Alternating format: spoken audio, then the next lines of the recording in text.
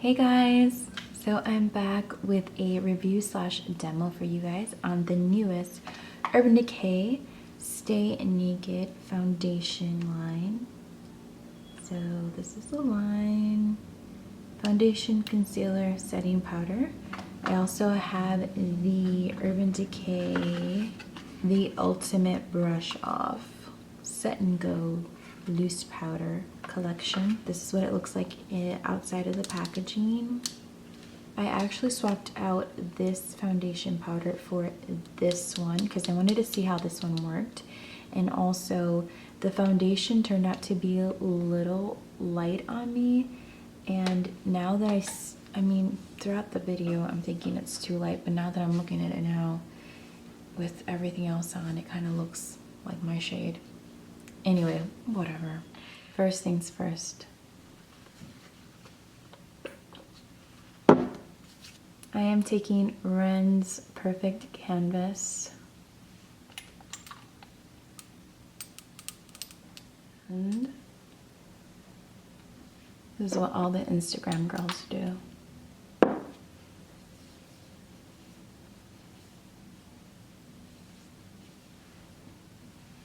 Want to see something? I'm using this Christmas mug because it's the biggest one that I own. It's almost as big as my face. I figured that anything in this quarantine really goes, you know? So why not have Christmas in March? Almost April. Urban Decay foundation. Actually, it's a really cool packaging. I like it. This is in the shade 10NN. And I'm very, very pale. And this is the palest shade. However, even this feels a little too pale for me. So I think I might have chosen the wrong color. Or I'm just really delusional and I don't like to accept the fact that I'm super, super pale. I usually put my foundation on this. And I'm going to pump it. Oh, that squirted a lot. Okay, we're gonna do it like that. I'm just gonna take it. I usually just dot it around my face.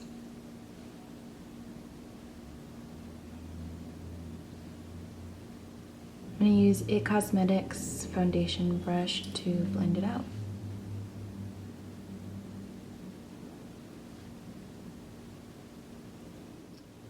Well, I think this is way too light for me, honestly, now that I see myself. Wow, I am actually darker than a foundation shade.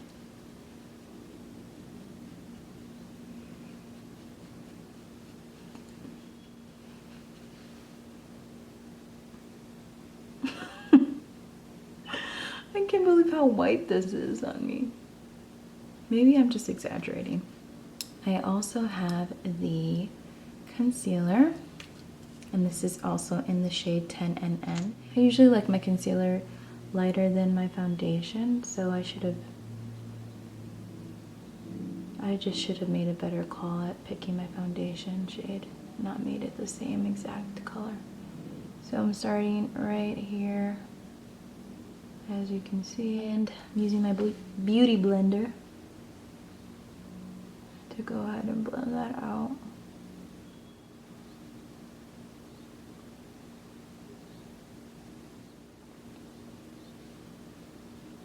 I'm gonna go ahead and touch up some areas with a little extra foundation,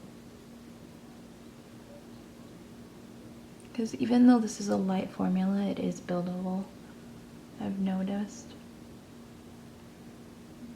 I need to go ahead and set both my foundation and my concealer. So what I'm gonna do is I'm gonna use the Ultimate Brush Off by Urban Decay as well. This is a setting powder and it comes in different shades. So we have a translucent universal shade, which is not this one, it's actually this one. I have the fair shade, and then I also have the medium shade. So this is what it looks like outside of the packaging. Now this is what the fair looks like. So because this foundation is too white on me, I look like Casper, I'm just gonna kind of switch it up, and I'm gonna use this to set my under eyes, and then I'm gonna use some of these this medium shade to set the rest of my foundation. So you just go ahead and twist it off. Be careful. And as you can see, you have all the product. I just remembered something. You don't twist it off. You twist this part off. So this part and this part are separate. There you go.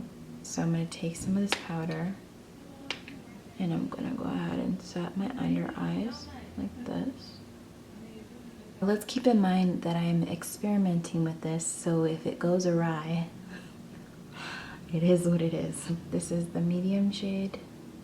I'm not gonna use this brush because I feel it's like gonna pack on too much of the color. So why don't we just shaking it up? This is just gonna be a big hot mess. This is what it's looking like on the inside.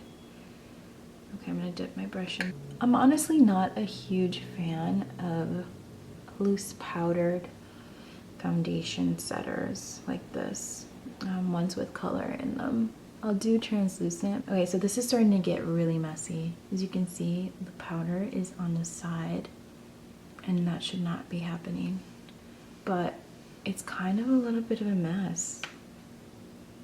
Maybe I just don't know how to use this. Maybe the problem isn't the product, but maybe the problem is me. You always have to consider that when trying out a new product is, you know, do I actually know how to use this? Am I using it correctly? Before really judging it and dissing it. I'm gonna use the brush to like press it in around my more porous areas. One of the promises of this powder is to give you a blurred effect, which means that you really can't see any pores or lines. And I think that, let's take a closer look here. I think it actually is giving that effect. I won't say that it actually is filled in every single pore. Like I can still see them, but I think it's giving a nice finished look to it. So the bronzer that I'm using is the Urban Decay Beached Bronzer in the color Bronzed. And this is what it looks like. And I'm just gonna lightly touch my face with this. I don't want too much. I just kind of want a little bit of a shape.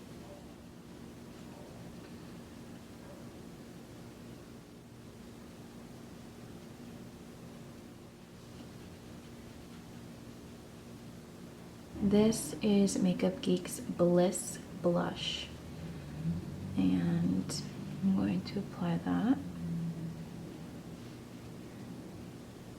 I have a confession, I have not been using highlighter for like months now. Months. Well, we're going back to highlighter now because we might as well. So I am using this palette. It's called In-Nude-Endo. And this is by Colourpop Cosmetics, and it is my absolute favorite. Lightly, I don't want anything too much. I'm gonna do my eyebrows with the Brow Zings by Benefit in the number 3. This is a very used and abused product, as you can see. The eyebrow brush that I'm using is the Brow Power by It Cosmetics. It is a dual-ended brush, angled.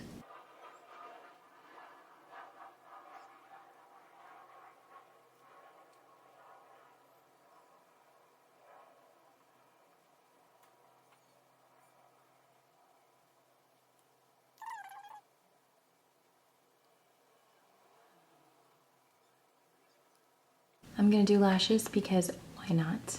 These are the Ritzy lashes by Kiss. These are one of my favorite lashes. I'm also gonna use this duo glue. It is the brush on adhesive. I was recommended this by my friend Katrina. Hi Kat, love you.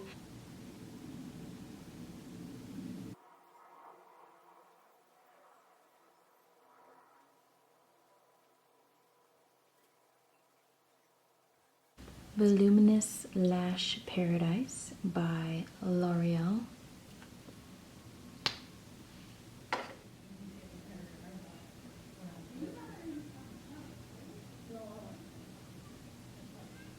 Last but not least, I'm going to apply my lips, and I'm using Max Spice lip pencil.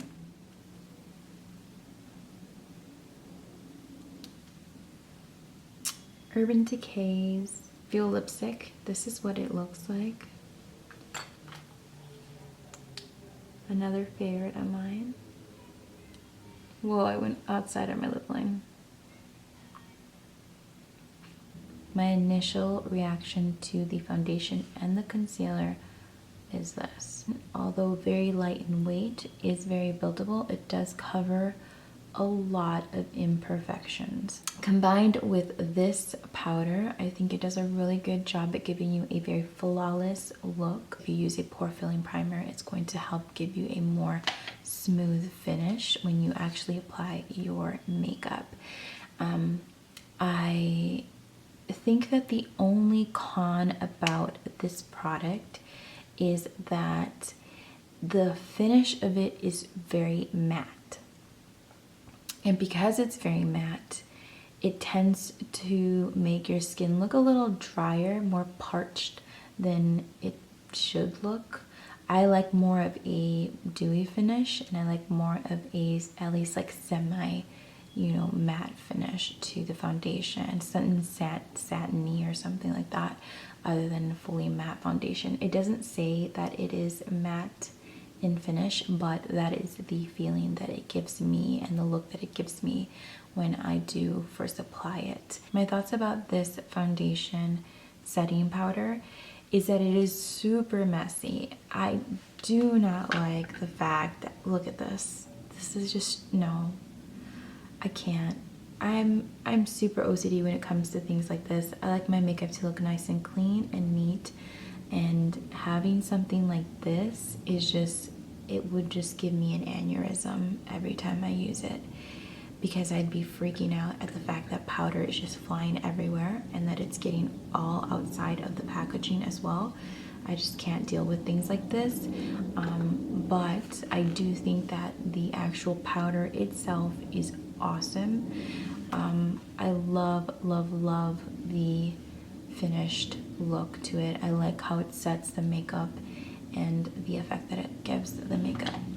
The concealer, okay, the concealer is awesome. I love it so much. I really, really love the doe foot applicator. I think it's nice and big and flexible.